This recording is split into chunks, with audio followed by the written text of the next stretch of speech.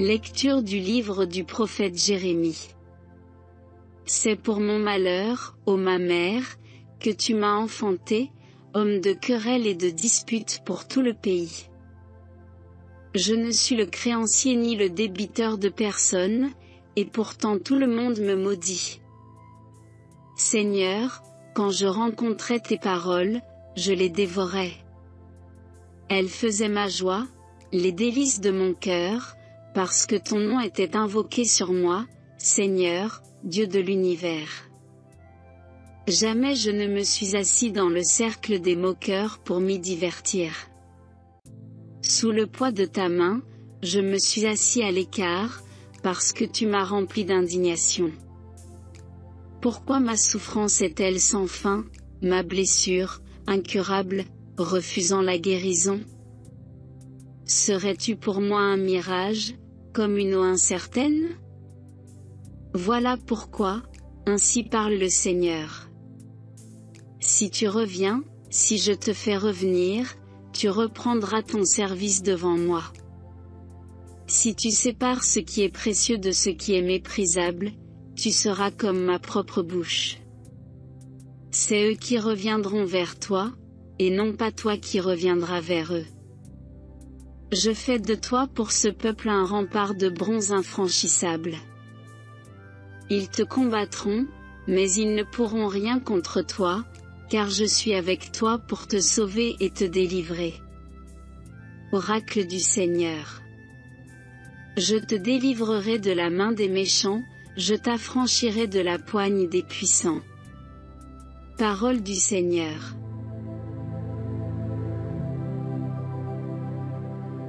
Délivre-moi de mes ennemis, mon Dieu. De mes agresseurs, protège-moi. Délivre-moi des hommes criminels. Des meurtriers, sauve-moi. Voici qu'on me prépare une embuscade. Des puissants se jettent sur moi. Je n'ai commis ni faute, ni péché, ni le mal, Seigneur. Pourtant ils accourent et s'installent. Auprès de toi, ma forteresse, je veille. Oui, mon rempart, c'est Dieu. Le Dieu de mon amour vient à moi. Avec lui je défie mes adversaires. Et moi, je chanterai ta force. Au matin j'acclamerai ton amour. Tu as été pour moi un rempart, un refuge au temps de ma détresse. Je te fêterai, toi, ma forteresse. Oui, mon rempart, c'est Dieu, le Dieu de mon amour. Évangile de Jésus-Christ selon saint Matthieu. En ce temps-là, Jésus disait aux foules, « Le royaume des cieux est comparable à un trésor caché dans un champ. L'homme qui l'a découvert le cache de nouveau. Dans sa joie, il va vendre tout ce qu'il possède, et il achète ce champ. Ou encore, le royaume des cieux est comparable à un négociant qui recherche des perles fines. Ayant trouvé une perle de grande valeur, il va vendre tout ce qu'il possède, et il achète la perle. » Acclamons la parole de Dieu.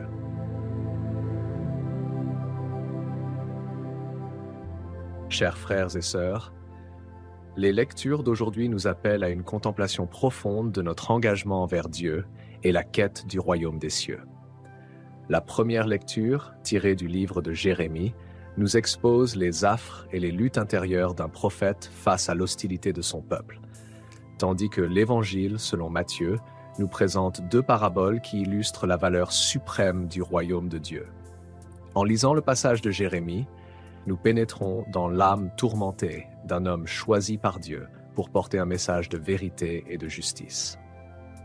Jérémie, conscient du poids de sa mission, se lamente « Malheur à moi, ma mère, de ce que tu m'as enfanté homme de querelle et de discorde pour tout le pays. » Ces paroles révèlent la profondeur de son désespoir et de sa solitude. Le prophète se sent isolé, rejeté par ceux qu'il est censé guider. Cette plainte met en lumière l'extrême vulnérabilité de Jérémie, un homme qui, malgré son appel divin, est en proie à des sentiments de doute et de découragement. Cependant, Au cœur de cette détresse, Jérémie trouve refuge et réconfort dans la parole de Dieu. Dès que tes paroles se présentaient, je les dévorais. Ta parole faisait mon délice et la joie de mon cœur. Cette affirmation souligne la puissance de la parole divine, capable de transformer la souffrance en joie et de donner un sens à la douleur. La parole de Dieu n'est pas simplement une consolation passagère, mais une source profonde de joie et de force intérieure. Elle nourrit l'âme et fortifie l'esprit, permettant à Jérémie de continuer sa mission malgré les épreuves. Dieu répond à la plainte de Jérémie avec une promesse de soutien inébranlable. « Je te délivrerai de la main des méchants, je te rachèterai de la poigne des puissants. » Cette promesse divine n'est pas seulement une assurance de protection, mais aussi une invitation à la confiance totale en Dieu. Elle rappelle que malgré les adversités et les souffrances, Dieu est toujours présent, prêt à soutenir et à délivrer ceux qui placent leur confiance en lui. Passons maintenant aux paraboles de l'Évangile selon Matthieu, où Jésus nous invite à réfléchir sur la valeur inestimable du royaume des cieux. Dans la première parabole, un homme découvre un trésor caché dans un champ. La découverte de ce trésor bouleverse sa vie entière. Dans sa joie, il vend tout ce qu'il possède pour acheter ce champ. Cette parabole illustre la transformation radicale que provoque la rencontre avec le royaume de Dieu. Le trésor symbolise la richesse spirituelle et la plénitude que l'on trouve en Dieu. Une richesse qui transcende toutes les possessions matérielles. L'acte de vendre tout ce qu'il possède représente le renoncement à tout ce qui est éphémère pour embrasser ce qui est éternel. Dans la seconde parabole, un marchand en quête de perles fines trouve une perle de grand prix. Sa découverte l'amène à vendre tout ce qu'il possède pour l'acquérir. Le marchand, symbole de celui qui recherche la vérité et la beauté, trouve dans cette perle une satisfaction profonde de ses désirs les plus intimes. La perle de grand prix représente le royaume des cieux, une réalité si précieuse qu'elle mérite tous les sacrifices. Cette parabole nous enseigne que la véritable quête spirituelle nécessite un engagement total et un abandon de tout ce qui est superficiel. Ces paraboles nous appellent à une introspection profonde sur ce qui est vraiment précieux dans notre vie. Elles nous invitent à évaluer nos priorités et à considérer ce que nous sommes prêts à sacrifier pour obtenir le royaume de Dieu. Cet engagement radical implique des choix difficiles et des renoncements, mais la récompense est une joie et une plénitude incommensurables. En cette 17e semaine du temps ordinaire, prenons le temps de méditer sur la joie et la plénitude que nous trouvons en Dieu. Que sa parole devienne notre délice et la joie de notre cœur, comme elle l'était pour Jérémie. Soyons prêts à tout sacrifier pour obtenir le trésor inestimable de son royaume. Prions pour que nous ayons le courage de faire ces choix radicaux, de placer Dieu au-dessus de tout et de trouver notre véritable richesse en lui. Amen. Prions ensemble. Seigneur Dieu Tout-Puissant, nous venons devant toi avec nos cœurs ouverts et humbles. Tu es notre refuge et notre force, notre source de réconfort dans les moments de douleur et de désespoir. Comme le prophète Jérémie, nous nous tournons vers ta parole pour trouver joie et consolation. Que ta parole devienne pour nous une source de force inébranlable et de délices, même au milieu des épreuves. Seigneur, nous te remercions pour le trésor inestimable de ton royaume. Nous reconnaissons la valeur suprême de ce royaume, un trésor qui dépasse toutes les richesses matérielles. Aide-nous à être prêts à tout sacrifier pour l'obtenir, comme l'homme qui vend tout ce qu'il possède pour acheter le champ avec le trésor caché. Donne-nous le courage de renoncer à ce qui est éphémère pour embrasser ce qui est éternel. Nous prions pour la sagesse de chercher ton royaume avec tout notre cœur, notre esprit et notre âme. Que notre quête de la vérité, de la beauté et de la plénitude spirituelle nous conduise toujours vers toi. Aide-nous à reconnaître la perle de grand prix, la richesse spirituelle que tu nous offres et à tout abandonner pour la posséder.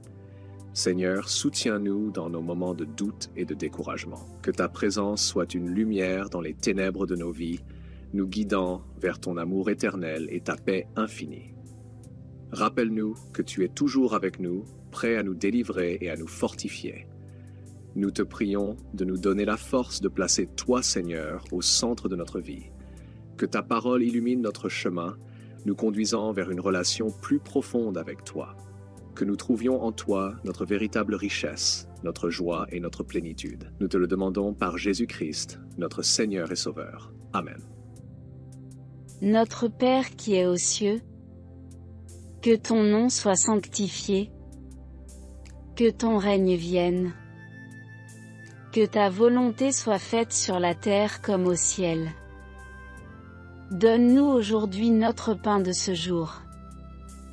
Pardonne-nous nos offenses, comme nous pardonnons aussi à ceux qui nous ont offensés. Et ne nous laisse pas entrer en tentation, mais délivre-nous du mal. Amen. Je vous salue Marie, pleine de grâce. Le Seigneur est avec vous. Vous êtes bénie entre toutes les femmes, et Jésus, le fruit de vos entrailles, est béni. Sainte Marie, Mère de Dieu, priez pour nous pauvres pécheurs, maintenant et à l'heure de notre mort. Amen. Gloire au Père, et au Fils, et au Saint-Esprit. Comme il était au commencement, maintenant et toujours, et dans les siècles des siècles. Amen.